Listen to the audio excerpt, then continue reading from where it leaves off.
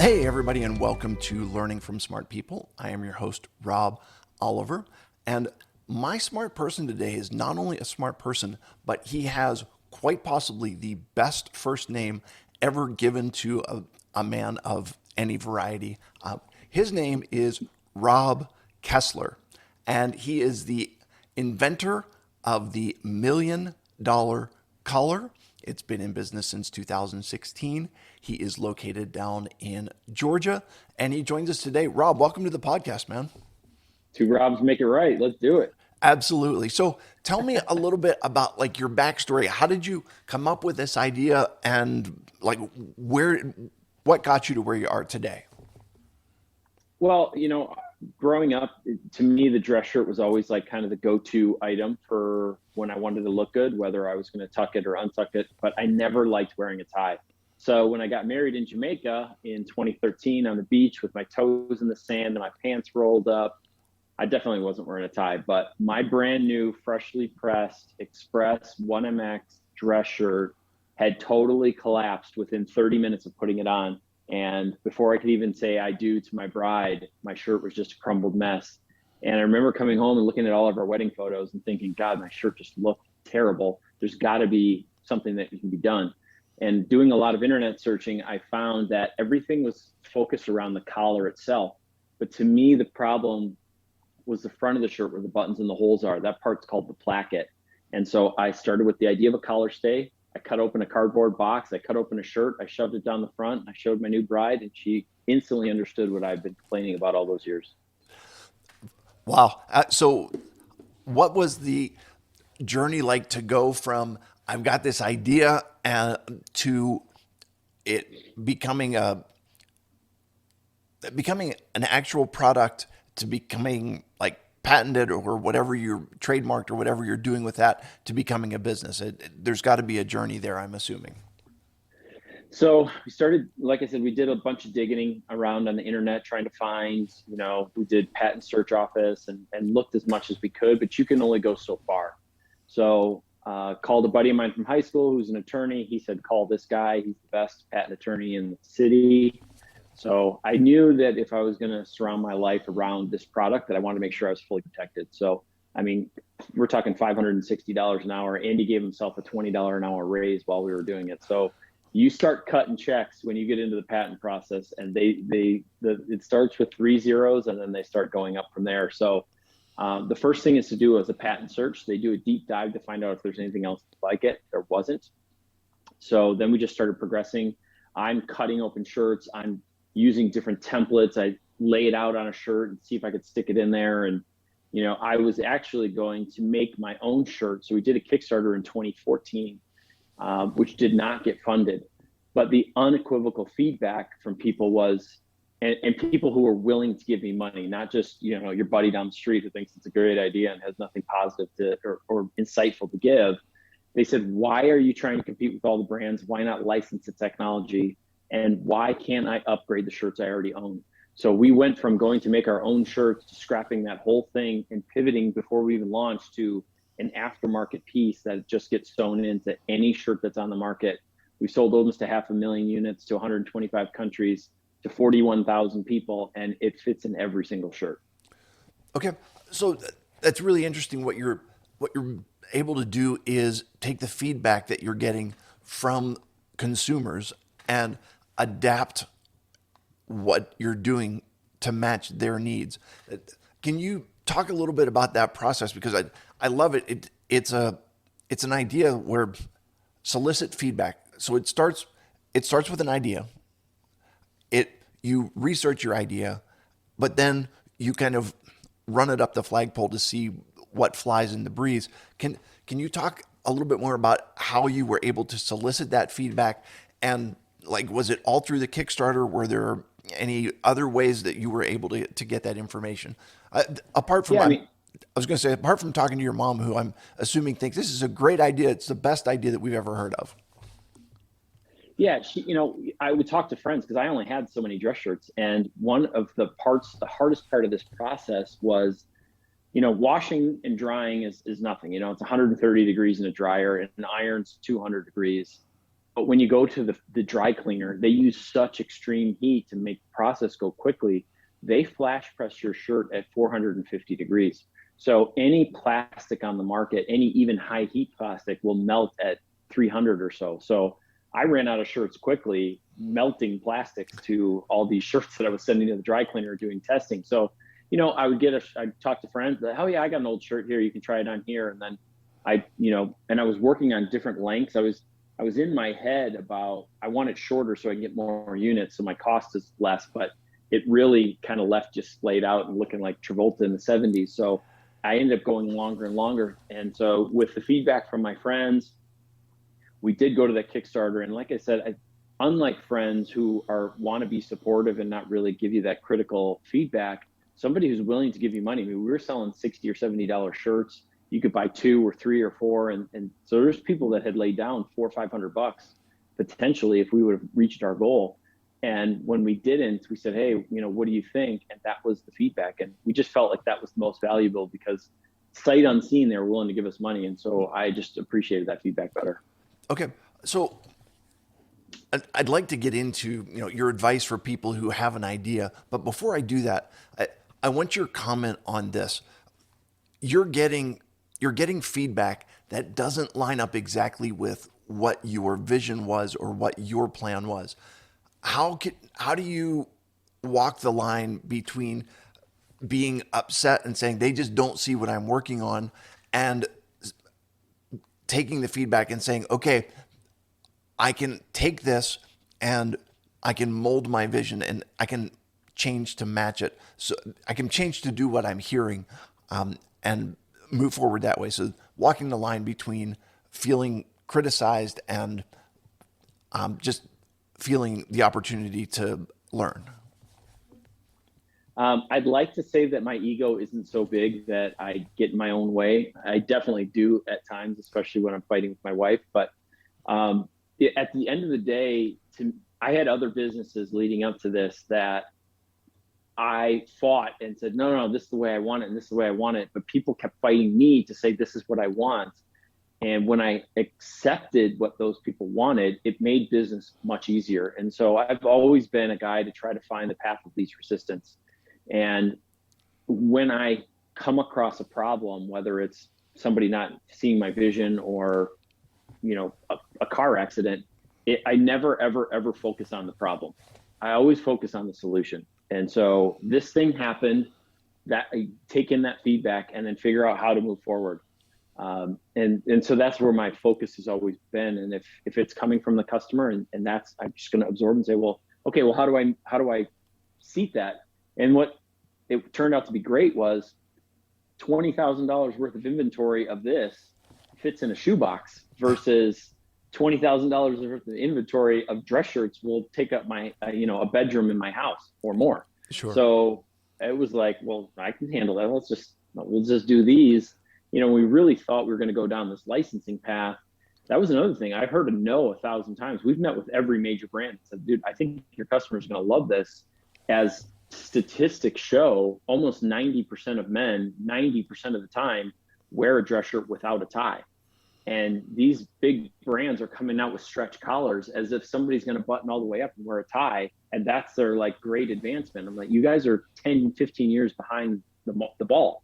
So hearing no from those guys, now we're actually getting back in and making our own shirts again because we've had the confidence of sold 500,000 units worldwide and said, look, if these guys still aren't going to do it, fine. We're going to make our own shirt. We're going to make it better and we're going to sell a lot more of them. So we're just doing our own thing, and finding what doesn't work and then, pivoting and trying to find something that does. Okay. So what advice would you have for somebody who sees a problem and thinks that they might have a solution that is possibly commercially viable? Number one, do tons of research on the internet to see if that product is already out there. Even if it is, that's fine. You may be able to improve. I mean, there's other people that try to claim that they can do what my product can do, but they can't. And so start there. If you think it's viable, you spend the $1,500 or $2,000 and have a patent search done, because if you get out there in the market and you start going after it and then you don't protect it with a patent, then to me, you're leaving yourself open to be knocked off. And And most people don't understand that the patent is actually becomes a new revenue source. I mean, I've spent 6 figures on my patent, and if somebody tries to infringe on it, that should pay itself off with suing them and stopping them and cease and desist. And the fact that somebody's trying to knock you off just means that you're onto the right thing. So stick with that and then use that and leverage it to move forward. Okay. Can you talk about the obstacles that may have been in your way, and how did you deal with those and have the persistence to keep going in the face of, when your Kickstarter doesn't work, or any other obstacles that you had? I mean, if you're not passionate about what you're doing, you're gonna quit because you don't care. I mean, at the end of the day, I'm super passionate about making this a viable, huge, massive company because it's my idea. I mean, it couldn't be any closer to my heart than it is. And so, having that passion, that deep rooted, need to see it through. I mean, I'm a complete bullhead when it comes to stuff. I mean, right behind my computer is a 5,000 piece puzzle of New York skyline, and I've got two 13,000 piece puzzles that I've got to work on, and all it is just trying a piece and trying a piece and trying a piece until one fits. And so I can get very stubborn when it comes to that. And don't get me wrong, there's days that I sit on the couch and I look at my wife, I'm like, what am I doing with my life? Like, this is a disaster. It's not going where it needs. But fortunately, she's usually on a high on that time and things are going great for her. And then there's days when she's feeling like crap and I'm the one that's having killer meetings and things are going good. So to have that support, not only from my parents, but, from her is invaluable. Yeah, it's really important to have the person that you can bounce things off of, or that, when you're down, they'll pull you up and you offer the same thing to them. So you're talking about developing passion. Let me ask this then. You had business experience before you did this. You had other businesses that you were involved in. What about people who are out there who they've been working for someone else their whole life, but they've got the idea? Can you give some advice for folks who think like, I'd like to do something like this, but I'm not sure I have the business experience? I've heard thousands of stories of people with no business experience that built a massive company. And to me, if you feel overwhelmed in certain areas, you can find a partner. I mean, my partner is the opposite of me, and we butt heads all the time because we don't see eye to eye. But he's very graphically inclined. He's very, he got us all the meetings with all those huge companies. He is what I'm not. And so if you're going to go into this, and maybe a partner is the right thing to do. There's a great book called Rocket Fuel that talks about the innovator and then the implementer. And he uses Roy Disney and Walt Disney as the example. Walt would be in jail for cutting, counterfeit bad checks because he just wanted to keep going and Roy was actually the one that made sure that there was enough money coming in to build what Walt wanted. So, but if you don't want to do that, there's millions of resources. I listen to business books all the time. There's business podcasts. There's courses that you can do. There's mastermind stuff. There's tons of resources out there to just learn. So finish that day job and then put in another 5 or 8 hours a night and really grind in. And if you're passionate about it, you'll have no shortage of energy trying to find the time to make it happen. Talk to me about this. You've got this unique product, and is the unique product enough to set you apart, or is there another element of making sure that you are being responsive to customers that has to go with being unique in the marketplace? I am kind of a freak when it comes to customer service. So I always try to turn the table and look at my company from a customer's perspective and how can I make it easy for them. So we started out with our basically what we call an aftermarket kit, where you buy this from us, you go to the dry cleaner or tailor, have these sewn in, and then once it's in, it lasts like the shirt. Then we said, well, let's go work with these dry cleaners because they already have the customers. So we went to dry cleaning trade shows and met with those guys, built out all the sales materials, all the point of sale stuff, did all that for them. That didn't really work out so great. So then people were like, well, why can't I do a mail-in service? I'm like, because there's 40,000 dry cleaners and 100,000 tailors in North America. There's probably one a stone's throw from your house. And it makes no sense to me that you want me to ship you a bag so you can ship me the shirt so I can install them and ship them back to you. But we do, and we've done hundreds of VIP, what I call our VIP concierge mail-in service. And so, fine, if you want that, send it to me.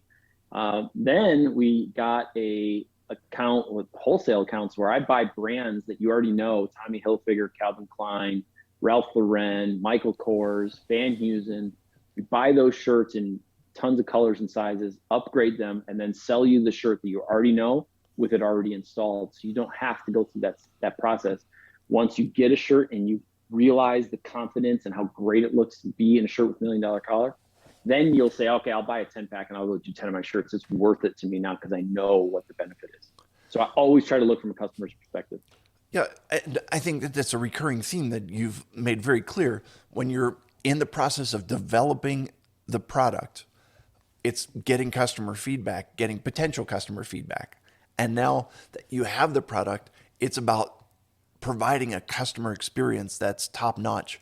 And, listen, I've got another podcast that's about healthcare, and it's all about patient and family centered care. And what you're doing is customer centric based business. Is that fairly accurate in describing what you're talking about?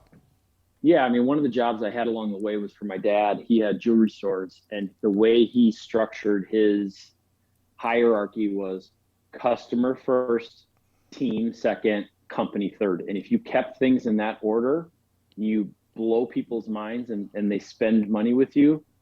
It's free advertising, because if you can go so much far above and beyond, they're going to talk about you and talk about the amazing. I just had a guy the other day, he bought a shirt. He's like, dude, apparently I've gained some weight, so I need to exchange a shirt. And I said, okay, I'll ship you the new shirt with a bag. Send me that one back. Did it, showed up, threw it in the bag, sent it. He goes, dude, this is the most amazing customer service I've ever had. You're incredible. He's going to tell everybody he knows.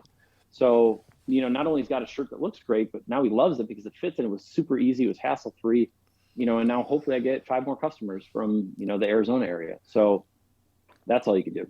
Yeah. And I mean, what you're saying makes a lot of sense in that. I mean, first of all, most companies will tell you, you ship back to us first, and then we'll ship to you. But you're telling the customer, I trust you. We have a relationship, and the relationship is not strictly about me protecting, my back, covering my backside, so to speak. It's about me getting you what you need, and I trust you and I value you enough as a customer to expect that you're going to be right with me as well. It's a unique understanding. How long did it take you to develop that understanding and kind of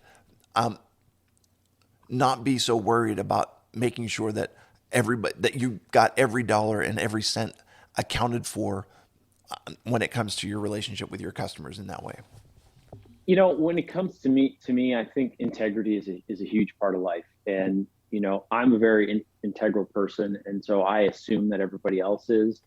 But, it's the hardest when you're starting out and you have no income and no revenue and you try to do something to stand behind your product. One of the things that killed me in the beginning was I sold on Amazon right away. Well, I sold for this price and then Amazon takes their cut.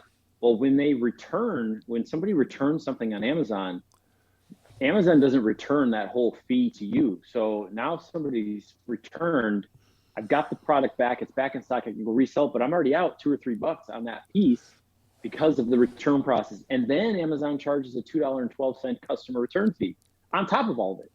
Right. So it's like, you want to honor that, but it's hard when the cash flow is funky.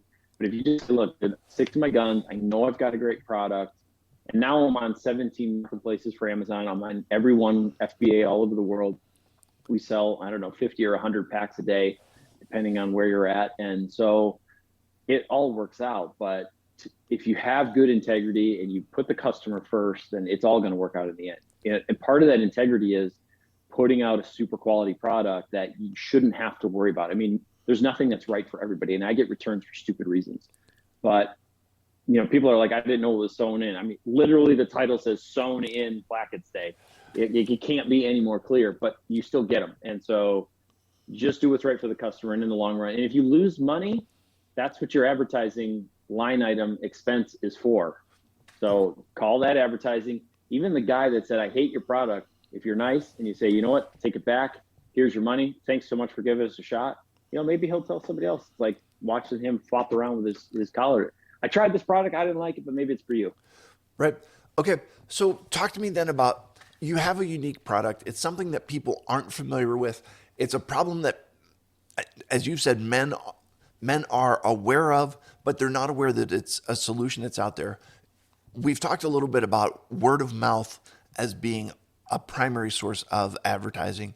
What other ways are there for you to get the word out about what you're doing?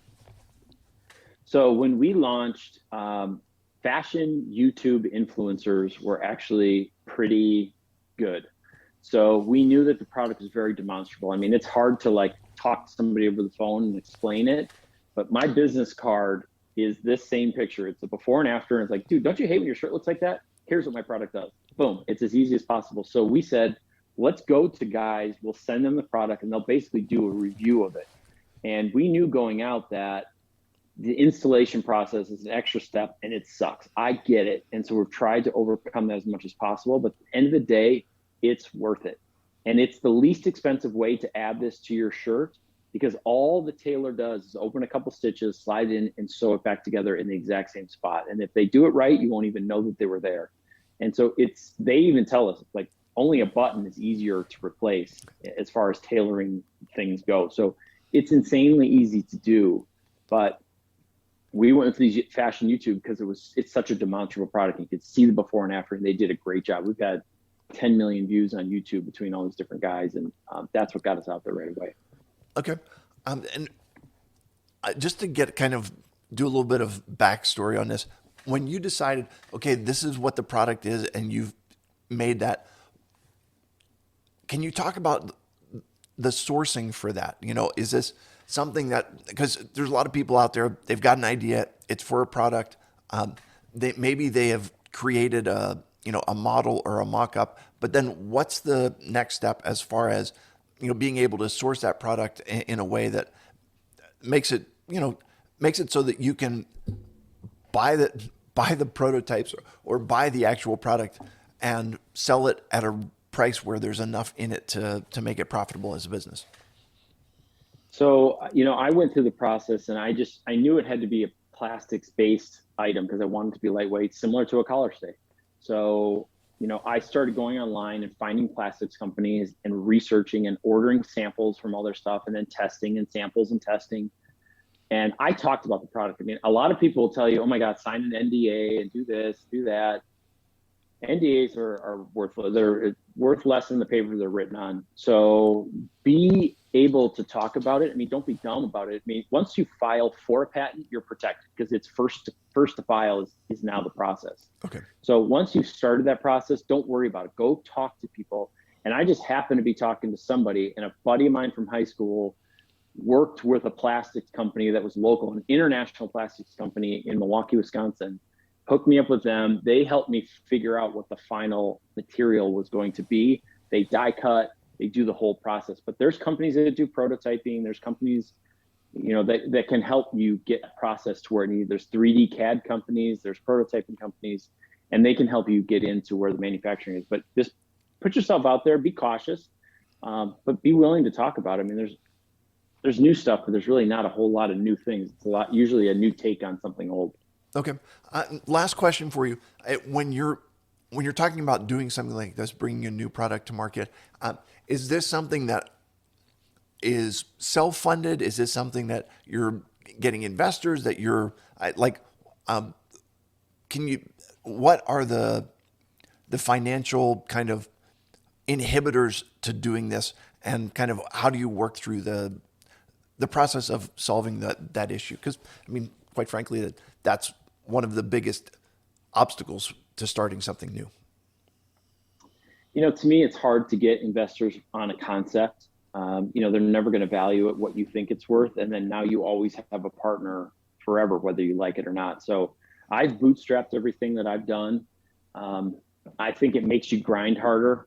I don't like to have a ton of money in the bank because I'm going to be an idiot and I'll take my wife on vacation and we'll go buy a car and we'll do dumb stuff with it. But if I've got just enough money to survive, it keeps me pushing to, okay, what's next? How do I get this? Let's open that door. Let's have this call. Let's make that. Who can I talk to today that's going to help me get closer to where I want to be?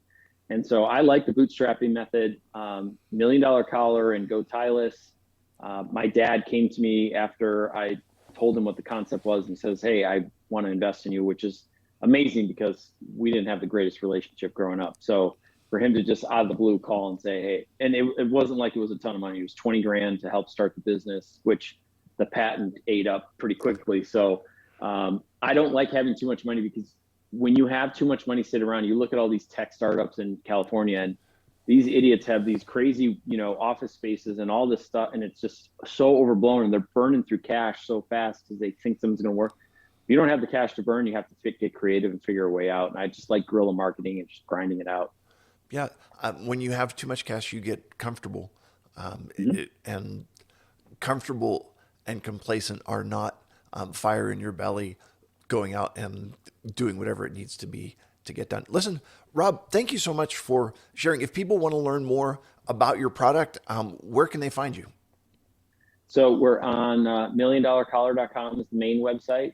And we have that. Instagram and Facebook is also $1 Million Collar. So we're out there. I try to post on Instagram regularly, but it's tough with all the stuff I have going on. So no worries at all. Well, Rob Kessler, thank you so much. It is now time for 3 questions to establish your humanity. Are you ready for these, my friend?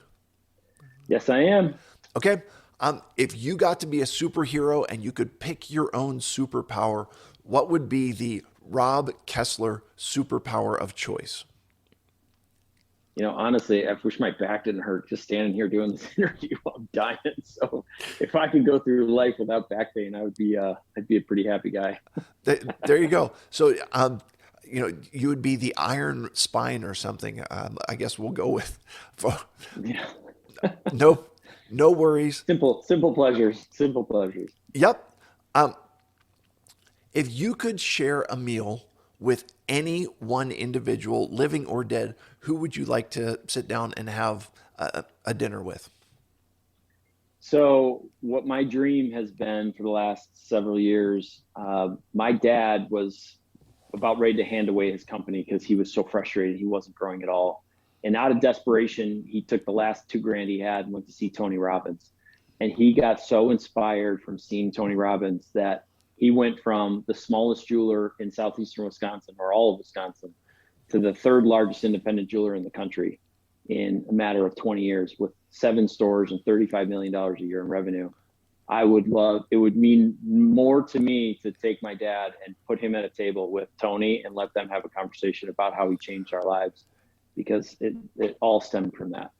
But that is such a different answer than what I was expecting. It's usually I would like to sit down with somebody and talk to them and learn from them. But your interest in being able to share and say, I want to tell them how valuable they are to me and my family. Very, very unique. All right. Last question for you. What is your favorite fast food chain? In-N-Out Burger. I mean, it's kind of fast food, but yeah, I mean, I lived in California for 5 years. I started to eat a little bit too much. So now I'm back when I go to California, I get to have In-N-Out Burger, but yeah, I love it. In-N-Out. Okay. All right. So when you go back to California and you're going through the drive-through at In-N-Out have a drive-through, I'm assuming? Oh yeah. It's always a mile long. Okay. When you pull up to the window and they say, welcome to In-N-Out, how can I help you? What is the Rob Kessler standard order that says, I've missed this? I think it's number 1. It's double with fries and the Coke. It's just really simple. No onions, but yeah, it's double fries and the Coke. Fantastic. Rob, thank you so much for being here. I appreciate you sharing. I appreciate you answering the questions. You are indeed a smart person. To all of my listeners, thank you for being here. And I will remind you that when you stop learning, you stop living. Have a great day, everybody.